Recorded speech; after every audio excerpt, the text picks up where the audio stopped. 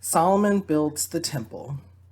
In the 480th or 80th year after the Israelites had come out of Egypt, in the fourth year of Solomon's reign over Israel, in the month of Ziv, the second month, he began to build the temple of the Lord.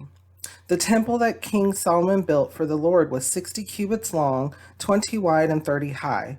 The portico at the front of the main hall of the temple extended the width of the temple, that is 20 cubits, and projected 10 cubits from the front of the temple. He made narrow clerestory windows in the temple. Against the walls of the main hall and inner sanctuary, he built a structure around the building in which there were side rooms.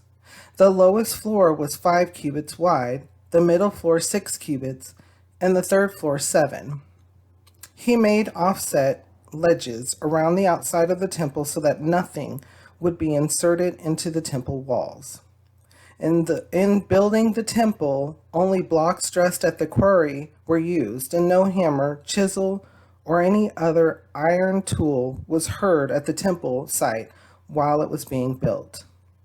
The entrance to the lowest floor was on the south side of the temple. A stairway led up to the middle level, and from there to the third.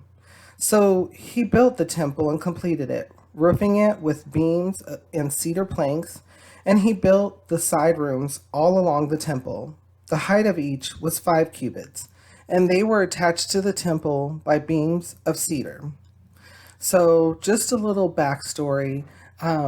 David, previously, which is Solomon's father, was praising the Lord so much, and then he realized that he had a palace for himself. They have now been in the promised land for some time, and so now David is a king right after Saul, and they have a palace, and so everything was going good. Everything David did was blessed. All of his actions, he won all of his battles, or was winning all of his battles at the time.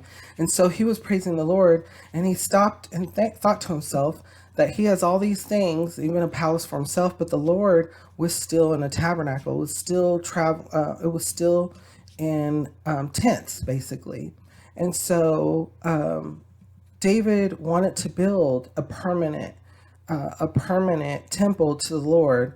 And while David was praising the Lord, he told the Lord that he wanted to build this temple. And so one of the prophets came, I'm not quite sure if it was Nathan again, and said, the Lord heard you and gave him a lot, told him a lot, and said, gave him a prophecy that someone from his line will sit on the throne for eternity, which is true, which is Jesus. And then also that David would not be the person to build the temple, but it would be one of his sons, the one that the Lord chose to build his temple. And so now we're finding out that Solomon, through the son of both David and Bathsheba, because remember, the Lord can turn any type of sin around, right? And so, and wrongdoing around. And so now Solomon is king. Solomon also, in the previous Bible study, did something that is very humbling and very, very correct. And that he went to the Lord, and the Lord asked him what he would like in life. And Solomon said he wanted wisdom to lead the Lord's people. He didn't ask for riches. He didn't ask for a long life. He didn't ask for just being like the most popular person. He asked for wisdom to make sure that he was appropriately leading Israel. So God gave it to him. He gave him wisdom as well as longevity and wealth. And so Solomon also is building the temple, and he has built the temple, and that's where we are at today. And so there's many things that we can be grateful for, and also understand that when we follow through those things, that we are to do, that there is blessings on the other side. And so that brings past to present. Even for myself, I sometimes I doubt. Sometimes I doubt. Okay, am I doing this correctly? Am I taking the right path? Am I doing what I'm supposed to do? Am I at in my life where I'm supposed to be at? And I believe the Lord answers those, and He answers those constantly, especially when I doubt. He says, He shows me. He shows me. He blesses me. He says it. Yes, this is where you need to be. This is what you need to do at this time.